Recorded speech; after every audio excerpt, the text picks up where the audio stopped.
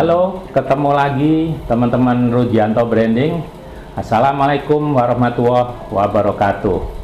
Masih dalam suasana Idul Fitri, saya secara pribadi mengucapkan selamat Idul Fitri, minal aidin wal faizin, mohon maaf lahir dan batin buat semua teman-teman Rudianto Branding yang merayakan. Nah, setelah kita sebelumnya berbicara tentang makanan tradisional, nah ini ada satu cemilan dari Tangerang Selatan lagi yang saat ini sebetulnya ini sangat berseberangan dengan sagon bakar.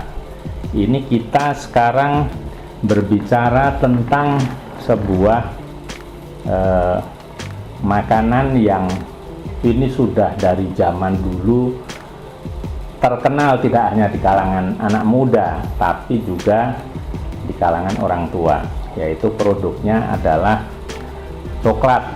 Dan di sini saya memilih merek dengan brand Hey Choco.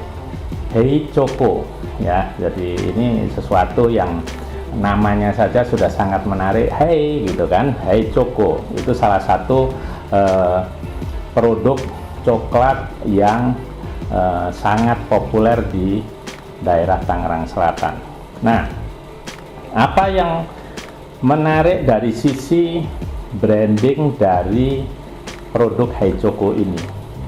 Ya, kalau kita melihat produknya cukup macam-macam juga. Jadi selain produk yang ini ada yang frame seperti ini, ada juga ini produk yang dikemas satu-satu tapi dalam kemasan tabung ya. Kemudian ada lagi yang kemasannya boleh dikatakan ini menyebutnya apa sih, pralin ya. Jadi yang dicetak menjadi bulatan-bulatan yang disusun dengan susunan yang menarik seperti ini.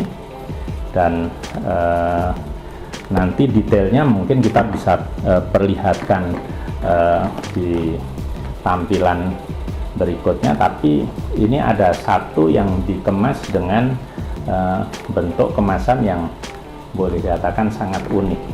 Karena ketika kita berbicara sebuah branding, pasti unsur yang mendukung itu banyak sekali. Salah satunya adalah ketika kita berbicara tentang kemasan.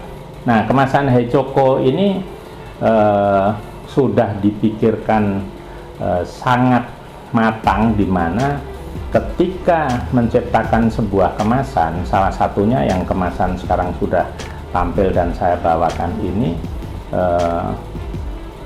brand Hey Choco itu berusaha menampilkan bahwa kemasan itu nanti bisa dipakai lagi ya. Salah satunya bentuk kemasan yang ini bentuknya seperti kayak piramida, walaupun tidak runcing banget, tapi kita bisa memanfaatkan kemasan ini menjadi kemasan yang multifungsi. Karena pasar dari Hey Choco itu salah satunya adalah remaja, atau mungkin bahkan dari anak-anak sampai remaja. Ini untuk produk ini kita bisa melihat ternyata kemasan ini bisa dijadikan satu tempat yang multifungsi, di mana ini bisa dijadikan satu tempat untuk apa ini, tempat pensil ya.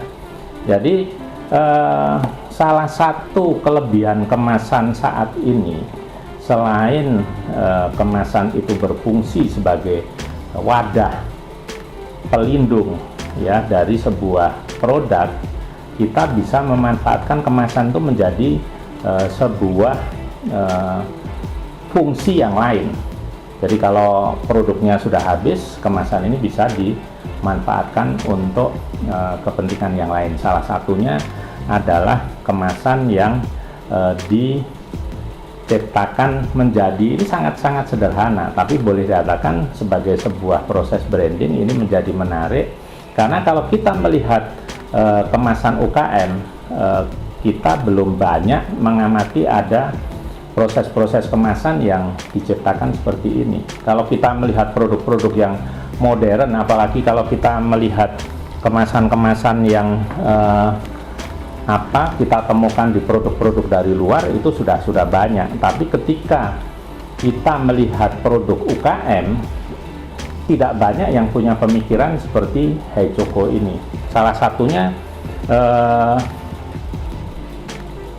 bentuk variannya. Ini ada satu yang namanya kemasan frame. Ini ternyata ketika produknya habis, ini betul-betul ini bisa dimanfaatkan sebagai sebuah frame, baik untuk foto atau untuk aksesoris yang lain. Tapi secara fungsi ini tetap sebagai sebuah kemasan, tapi secara fungsi yang lain ini bisa dimanfaatkan sebagai sebuah aksesoris dengan fungsi yang berbeda. Jadi dari sisi tampilan produknya menarik, dari sisi kemasannya juga menarik, ini menjadi sebuah nilai tambah. Karena biasanya UKM itu masih sampai tahap di mana kemasan ya hanya sebagai sebuah bungkus, tapi fungsi-fungsi yang lain itu belum banyak digarap secara maksimal. Nah, kalau kita melihat kasus dari Hei Choco ini, artinya bagaimanapun sekecil apapun kemasan ya dengan biaya yang sama itu harusnya sudah dipikirkan menjadi sebuah fungsi yang lain. Tujuannya adalah sebetulnya ini adalah dalam rangka membangun brand juga ya. Jadi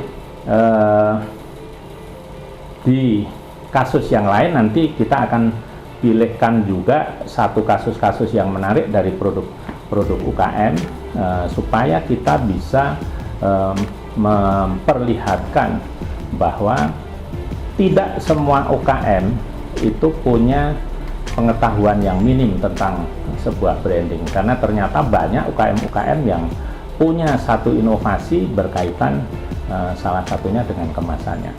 Oke, sampai ketemu lagi di lain kasus, di lain produk, di lain brand yang lebih menarik. Sampai ketemu lagi.